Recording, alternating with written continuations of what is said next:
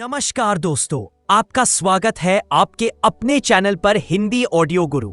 आज ही बुक है the power of your subconscious mind. पुस्तक डॉक्टर जोसेफ मर्फी द्वारा लिखी गई है।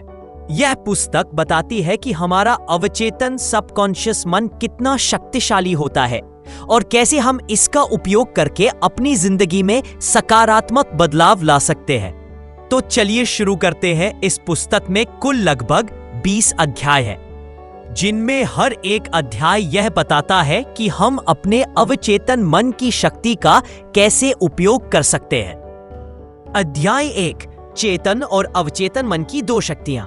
हमारा मन दो हिस्सों में होता है। चेतन मन, कॉन्शियस माइंड, तर्क करता है, निर्णय लेता है। अवचेतन मन, सबकॉन्शियस माइंड, आपके विचारों को स्वीकार करता है और उन्हें हकीकत में बदलता है। जैसा आप सोचते हैं वैसा ही आपका अवचेतन उसे वास्तविकता मान लेता है।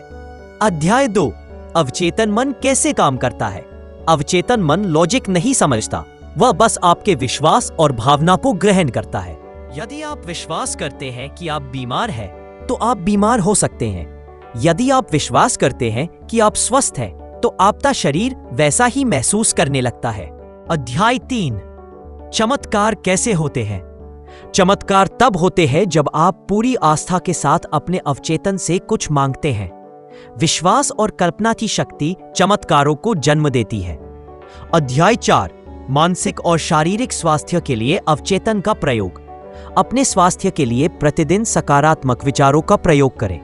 बीमार व्यक्ति खुद से कहे, हर दिन मैं बेहतर महसूस कर रहा हूं। अध्याय 5, धन प्राप्त करने का रहस्य। पैसा कमाने के लिए पहले मानसिक रूप से धनवान बने। अध्याय 6, रिश्तों में सुख पाने के लिए अवचेतन का प्रयोग।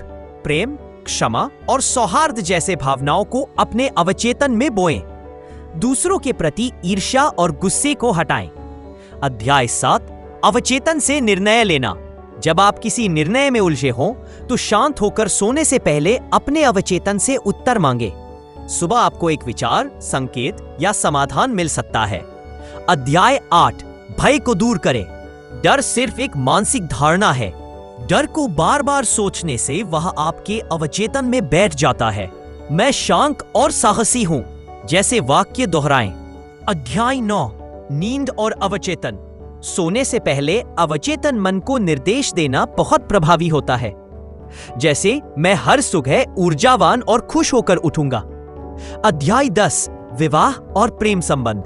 अपने साथी के लिए अच्छे विचार रखें। अपने अवचेतन में अच्छे रिश्तों की कल्पना करें, इससे आपके रिश्ते मजबूत होंगे। अध्याय 11, समृद्धि का मनोविज्ञान। अपनी आर्थिक स्थिति को बदलने के लिए आपको पहले अपने सोचने के तरीके को बदलना होगा। अमीरी के विचारों को दोहराएं, कमी के नहीं। अध्याय 12, वैज्ञानिक प्रार्थना क्या है। वैज्ञानिक प्रार्थना का मतलब है कि आप अपने विचारों और भावनाओं के जरिए किसी विशेष उद्देश्य के लिए अवचेतन को निर्देश दें। यह नियमित, विशुद्ध और विश्वास से भरी होनी चाहिए। अध्याय 13, कर्म और अवचेतन मन। हमारे विचार ही हमारे कर्म बनते हैं। अपने कर्म सुधारने के लिए अपने विचारों को सकारात्मक और प्रेमपूर्ण बनाना होगा। अध्याय 14, अवचेतन द्वारा भय और जुनून पर विजय। जुनून और वासना को प्रेम और सही सोच से नियंत्रित किया जा सकता है। अवचेतन को अनुशासित करें, वह आपकी सहायता करेगा। अध्याय 15, युवा और वृद्धावस्था का रहस्य। जैसे जैसे हम सोचते हैं वैसी ही हमारी उम्र का असर होता है। यदि आप सोचते हैं कि आप बूढ़े हो रहे हैं, तो शरीर भी वैसा ही महसूस करेगा।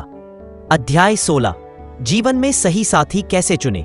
अवचेतन से सही जीवन साथी की कल्पना करें, उसके गुण, स्वभाव आदि।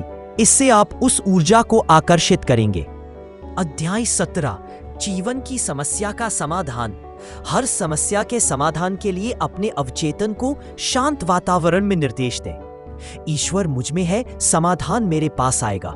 अध्याय 18, धन, व्यवसाय और सफलता। अपने व्यवसाय या करियर में सफलता के लिए मन में साफ और सकारात्मक दृष्टिकोण रखें। कठिनाइयों के बजाय अवसरों पर ध्यान दें। अध्याय 19, जीवन को नया अर्थ देना। आपका अवचेतन आपके उद्देश्य को पहचानने में मदद करता है। मैं इस जीवन में सेवा, प्रेम और विकास के लिए आया हूं। जैसे वाक्य आपके जीवन को दिशा दे सकते हैं। अध्याय 20 अवचेतन मन के नियम।